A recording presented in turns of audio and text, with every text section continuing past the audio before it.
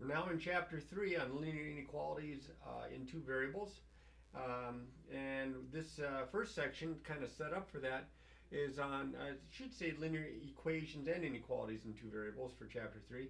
And section 1 is linear equations in two variables with the rectangular coordinate system, or the x and y axis is probably what you remember them as.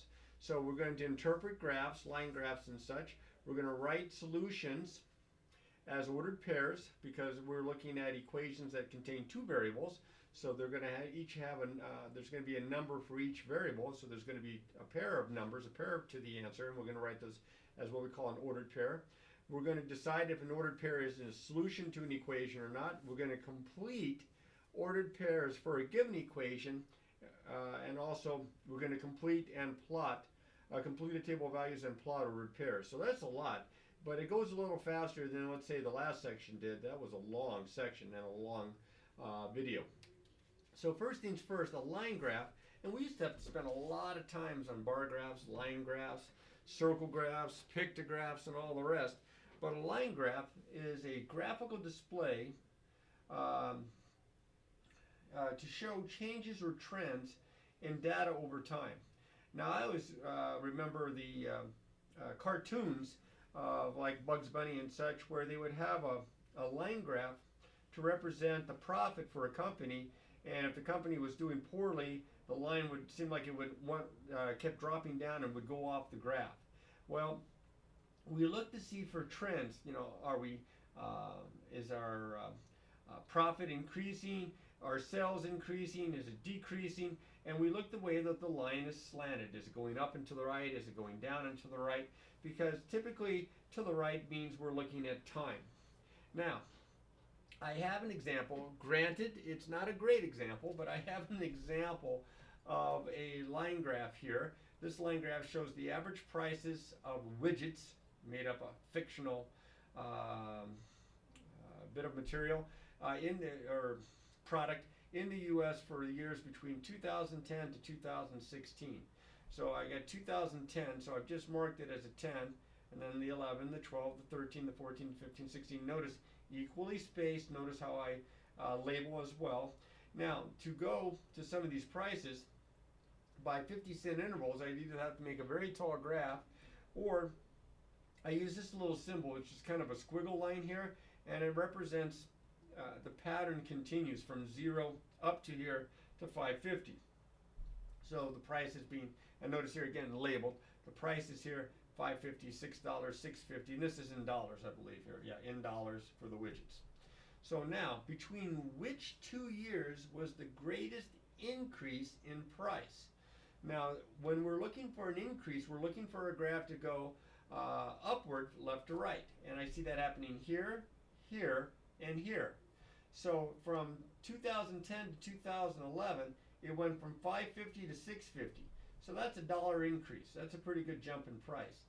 But from 2013 at $6 to 2014 up to $7.50, that's a jump of $1.50. So that's going to be more than that. That's a big increase. That's from 2013 to 2014. The last one here from 2015 to 2016 went from $7 to $8. So that's another dollar increase. So between which 2 years was the greatest increase in price? It would be from 2013 to 2014.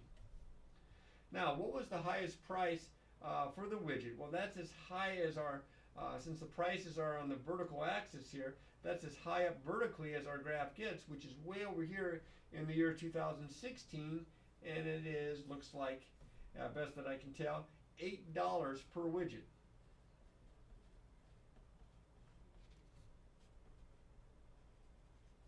All right, the next part here, it says, between which 2 years did the price increase the most? Wait a minute.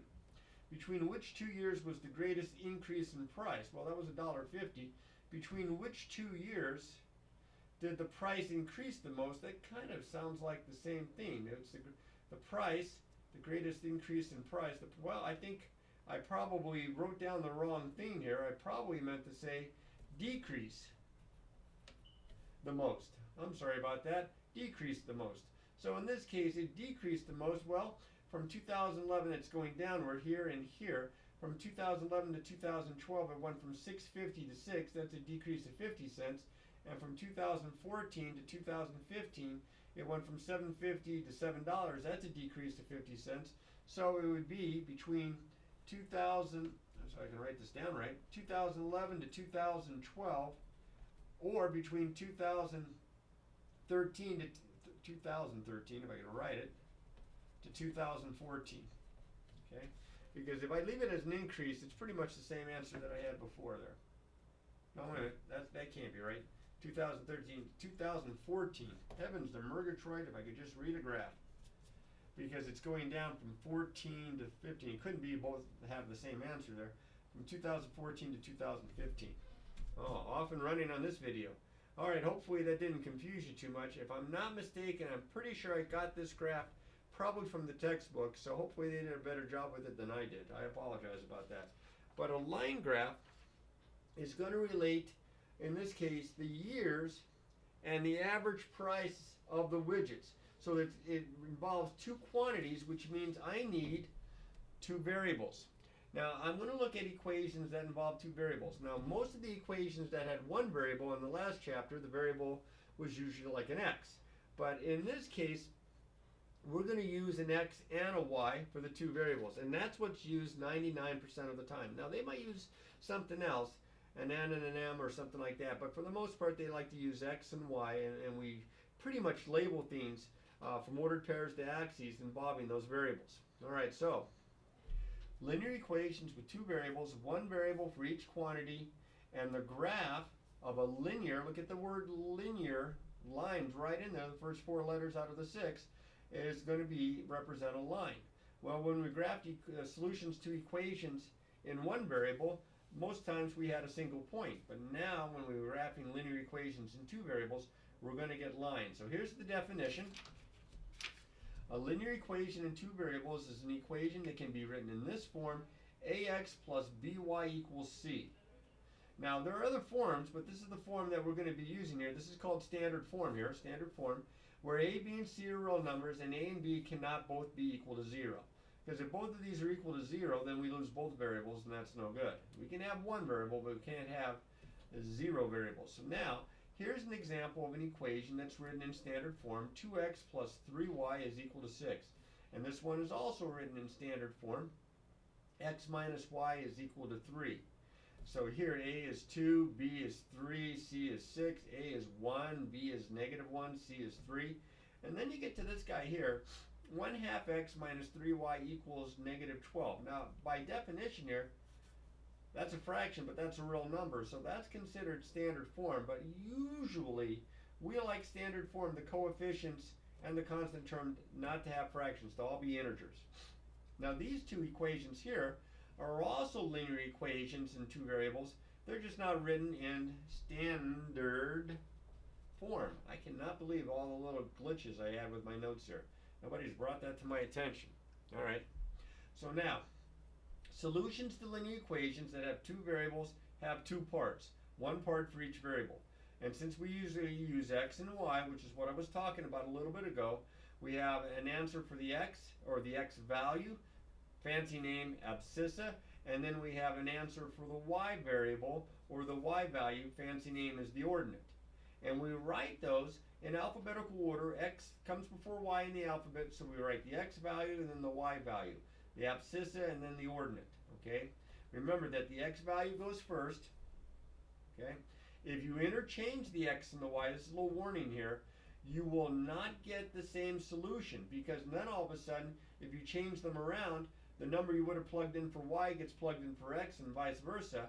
The key here is that it's an ordered pair, that it has to have that order for it to match. 1, 4 is not the same as 4, 1. Keep that in mind. That's a troublesome spot at times for students. All right. Let us jump to an equation and look at an ordered pair and see if it's a solution to the equation. Now, I know that that's difficult to read, but that's the ordered pair, -3, -4. Really got beat up with some erasing that I had to do earlier.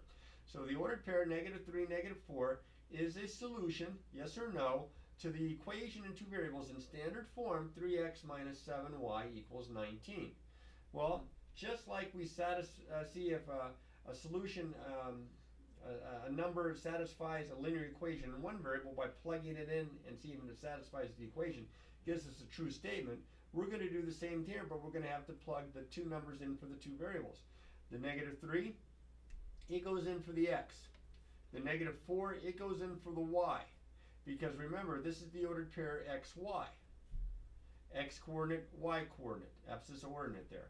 So if I plug a negative 3 in for x and a negative 4 in for y, which I did here, 3 times negative 3 minus 7 times negative 4, that's the y, does that equal 19? Well, I do some arithmetic here. This is going to be negative 9 minus negative 28, which is the same as adding the opposite. Excuse me, which gives me 19 is equal to 19. And that satisfies it. This is indeed a solution. Now, if it asks for you to decide whether or not it's a solution, and you do all this work, but then you don't write down yes or no or true or false, it's going to be pretty tough to determine if you know what all this work means, even though you probably did. Just don't be lazy. Make sure that you write that it's a solution, or yes it is. Okay, let's try the same equation. I'll write it down again. 3x minus 7y equals 19. But this time, let's switch the ordered pair around. And let's plug this in for the x and this in for the y.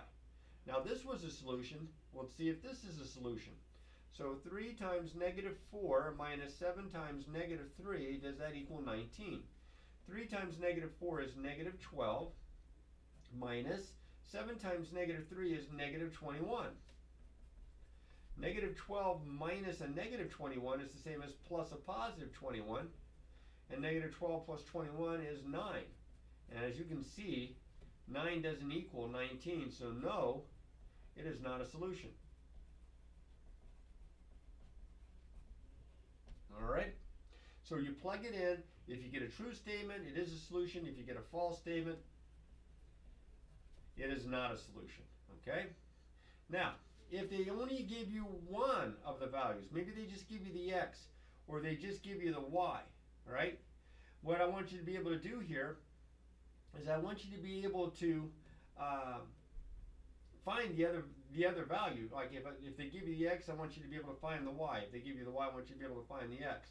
So here's an ordered pair, 2 comma something. What would be the y value that would make this a solution? Now here I'm giving you the x because I've written the ordered pair. This is the x value, this is the y value. To determine this, I'm going to substitute it in for x. I'm going to get y equals 2 times 2 minus 9. I get y equals 4 minus 9. I get y equals negative 5. And you can see that this would have to be a negative 5 to make it true. And you can check by plugging it back in. It's not in standard form, but that's okay. It's a linear equation in two variables.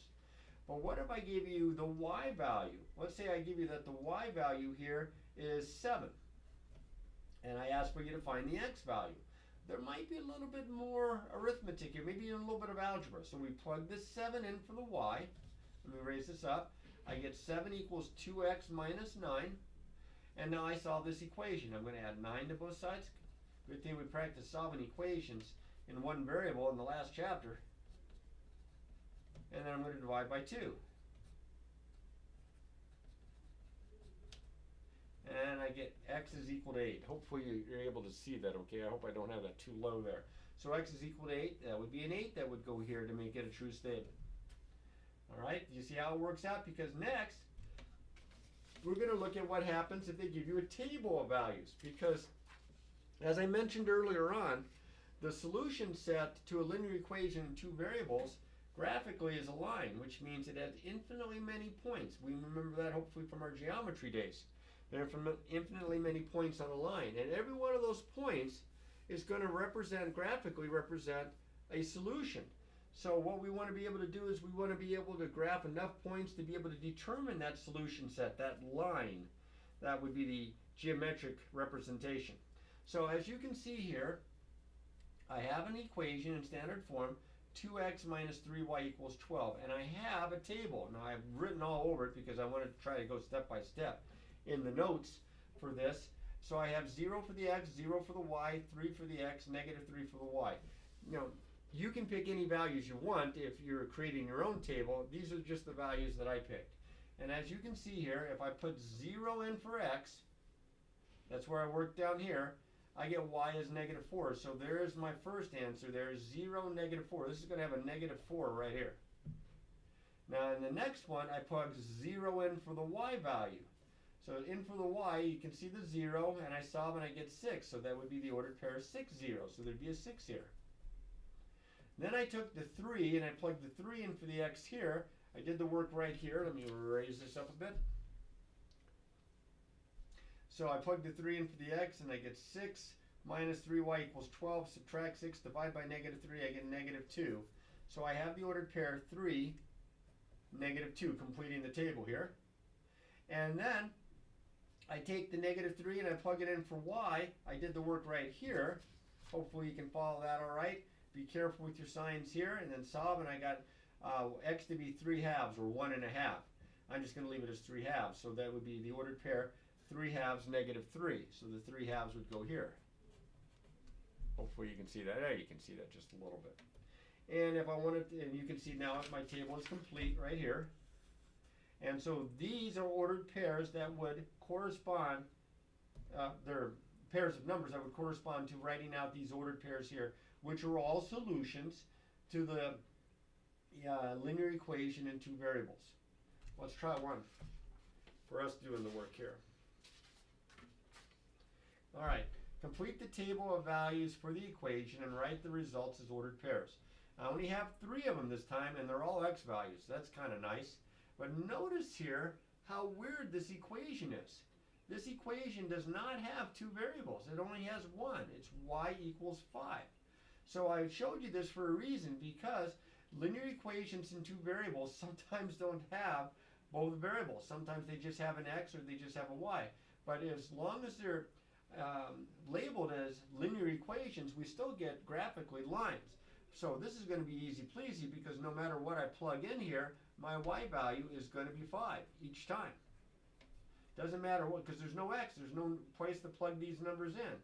So my ordered pairs would be -2, 5, 5, 5, and 17, 5. Kind of trivial, but they sneak a couple of those special cases in. Notice here, when y is equal to 5 and there's no x, that's a special case. And I have both special cases listed here, when it's just an x or it's just a y.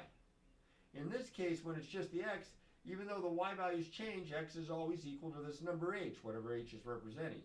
And when it's just y equals a number, like it was in the example above, no matter what, as x's change, y stays the same. In this case, y was always 5, y is always k.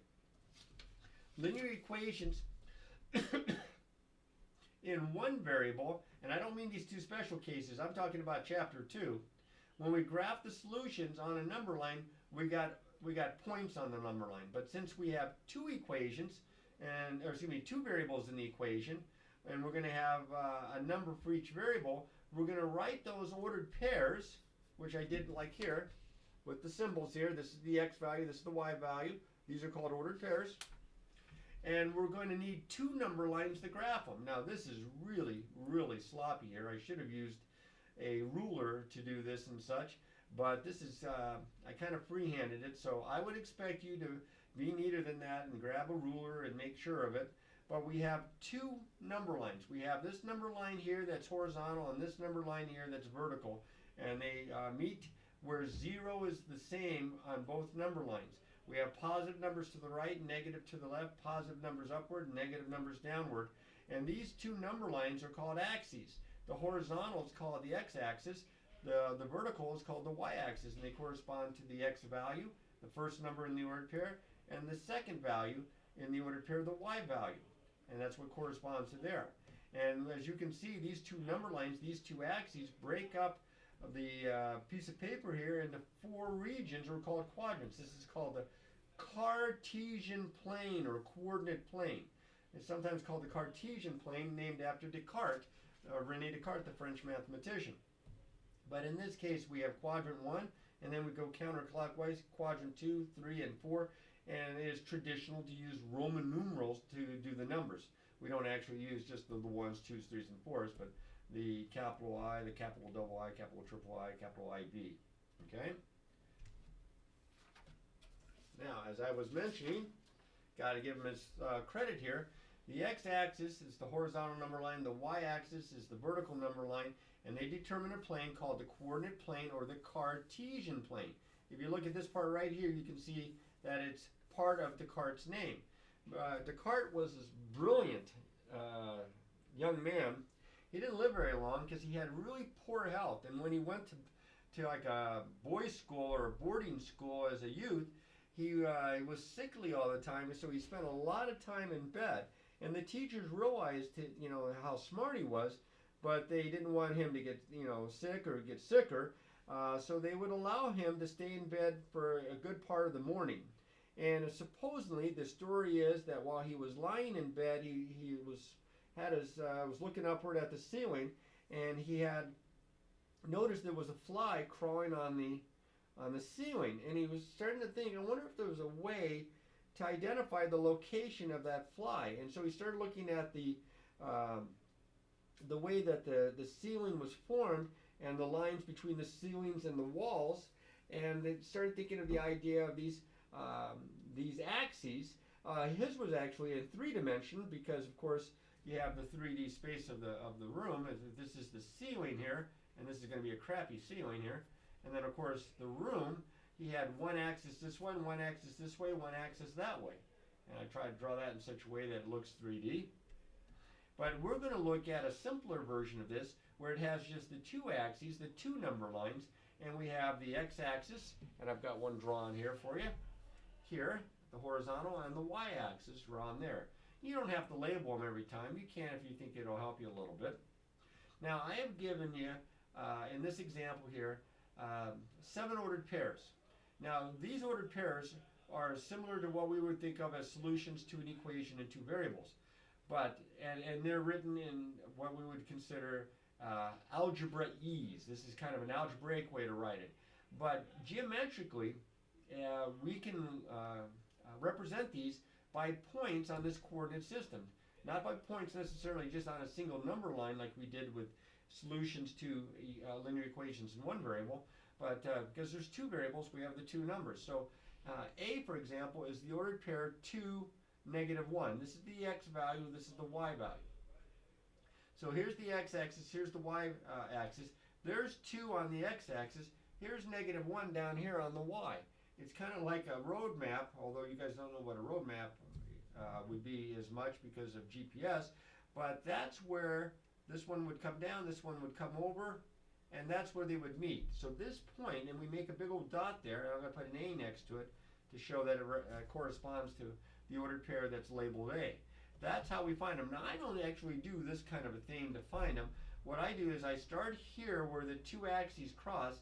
This is 0 on both number lines. This is called the origin. The ordered pair 0, 0, and then I look at the first number and I go right, left, and then the second number I go up, down. If it's positive, I go right, and if the first number is negative, I go left. If the second number is positive, I go up. If the second number is negative, I go downward. So in this case, I start at the origin, I go 2 to the right, and then 1 space down. And you can see I'm right there at point A. -2, -3. I go 2 to the left, and then I go down 1, 2, 3. Be careful and try to line them up best you can here. Here's point B. This is 3/2, 2. 3/2 is like 1.5.